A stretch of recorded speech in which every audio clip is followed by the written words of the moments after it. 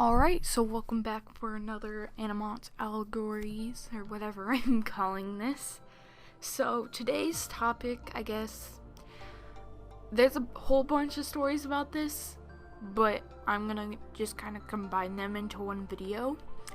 And that is about elementary school. Oh my god, elementary school was crazy. Okay, let's start off with the first story. So, on my first day of kindergarten, I walked in there, and there's this old lady para teacher. I don't know what you called her, but I walked up to her and I said, in my little tiny fetus Animaut voice, "Hello, do you know where the kindergartners go?" And she just points in a direction. I go to the wrong side of the school. I'm with the 5th graders, and they're just looking at me like, what the hell are you doing, little kid? What's wrong with your life? So basically, I kind of just faked that I was going to the library, because that's where kindergarten roundup, they have that at our elementary schools here. That's where kindergarten roundup is. So I kind of just like fake go to the library, go around in a big circle, and go out the other door to the kindergarten through 2nd grader playground. So I'm out there, I make some new friends. Yeah, that's it for that story, I guess. So our next story is about my nemesis. Oh my god. Yes, Animaut, little fetus Animaut, had a nemesis in elementary school. We're gonna name her Dolly. Okay, this chick. Okay, so my mom was the troop leader of a Girl Scouts group. This chick decided she was gonna join it. Decided to try to one-up me and everything. And my mom, God bless my mom, but she takes a while to realize things. My mom didn't even realize that I hated her. And when we went on a trip for Girl Scouts, she put us in the same room. The same goddamn room, god damn it. So, yeah, that happened.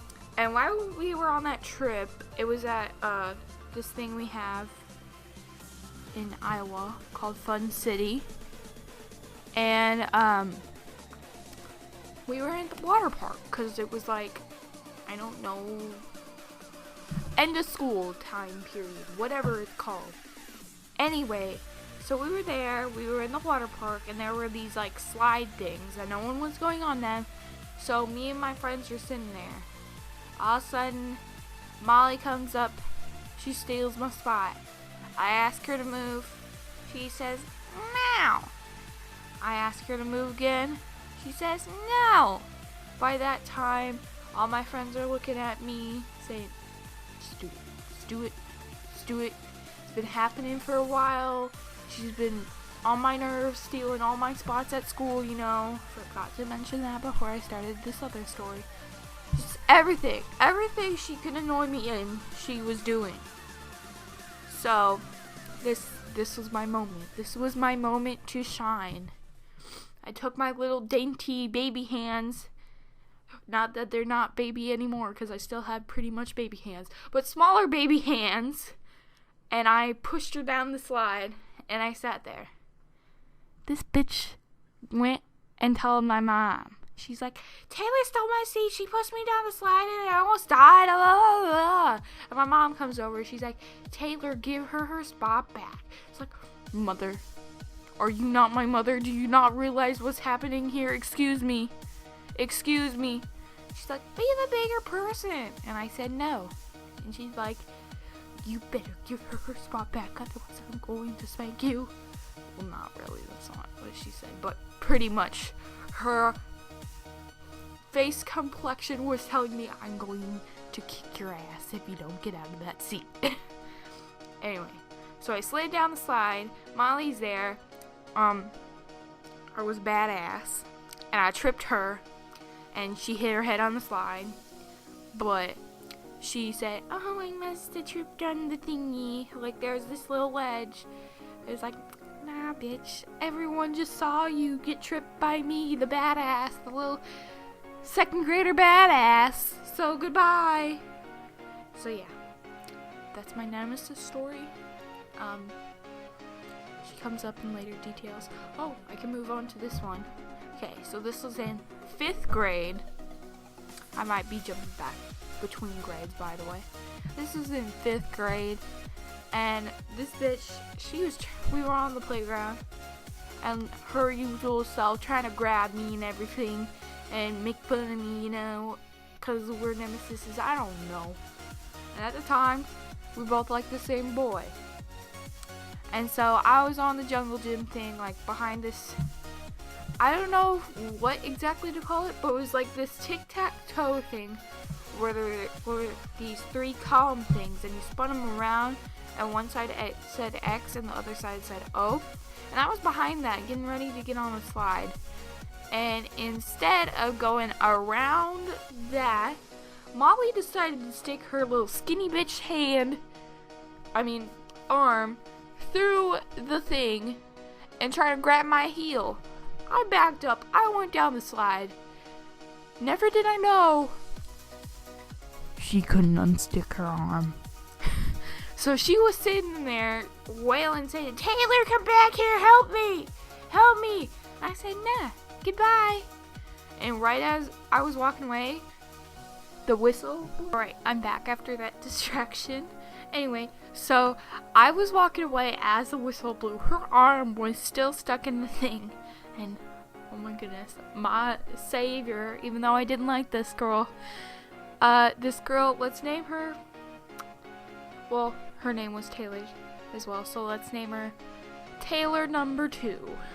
Taylor number 2 ran up just as the whistle blew, and oh my god, it was like the greatest day of my life. She de-pants Dolly, and so I just stood there in amazement. It's like, thank you.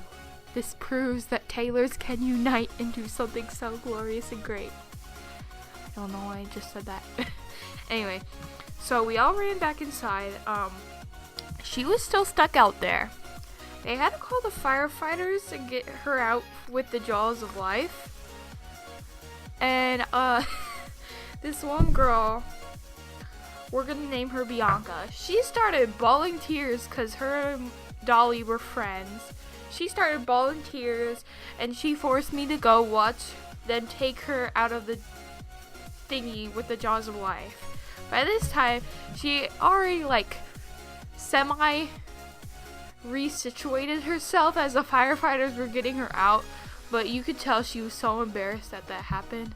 It was a great day. It was a great day. My nemesis got depantsed. Okay, for this last story, this one's actually pretty sad. So, this was in 4th grade, and let's call this kid Tim. Now, Tim was pretty chubby. He had let's just say he was a big guy. Not only chubby, but tall. He was probably almost as tall as my teacher. And he had a lot of problems. I knew that because me and my mom used to give him rides home. Anyway, so one day he forgot to do his homework. And speaking of his problems, he had anger issue problems. So one day he forgot to do his homework, and the teacher started having a talk with him, and he started getting really upset. All of a sudden, he storms out of the classroom while we're reading, on our independent self while she checked our homework. He stormed out of the classroom, slammed the door. All of a sudden, the teacher, I'm not even going to give her a name because I already have too many fake names in this. The teacher runs over to the phone, calls the office, and she's like, "Okay, class, we're going to have a little lockdown. Tim is having a few problems right now. We're going to have him called down outside." Needless to say, the office called the cops. The cops came to school. The teacher barricaded the door. Then you hear Tim, a few minutes later, after the lockdown alarms go off, you hear Tim storm back to her classroom, banging on the door, not even like angry banging, he's just like sobbing angrily while banging on this door and saying, "Oh my god, let me in!" So then, yes, that's my impression of Tim's breakdown.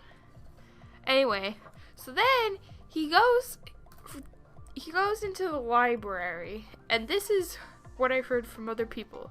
So it might not necessarily be true, but from what I saw in the library, I'm positive that this happened.